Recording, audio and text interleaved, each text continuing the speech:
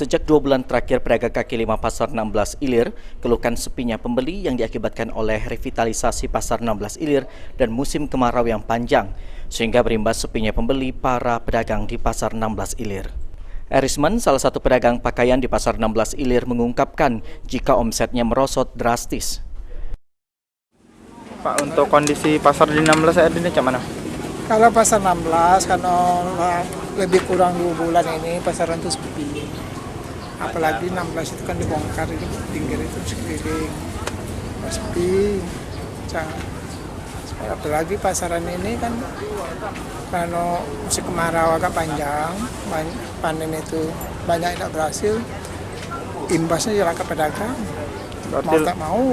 Berarti lah 2 bulan Pak S. Iya. Berarti dari pembangunan itu kemarin ada imbasnya juga sama kita ya? Oh, ada imbasnya, banyak imbasnya.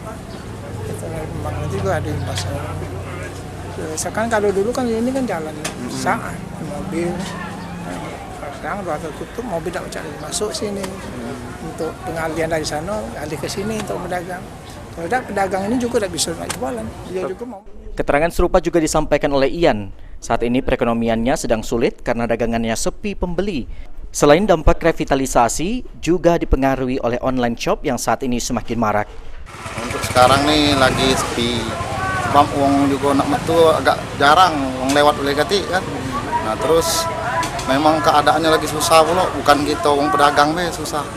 Yang lainnya susah kalau juga, ya ojek segala macam susah kalau juga. Nah, terus uang itu ada dampak dari online, ya benar dampak dari online ada juga. Tapi tidak baca, kita pun uang sama-sama nak nyari duit kan gitu kan. Terus dari hasil revitalisasi kemarin berpengaruh juga ada Kak dari untuk kita?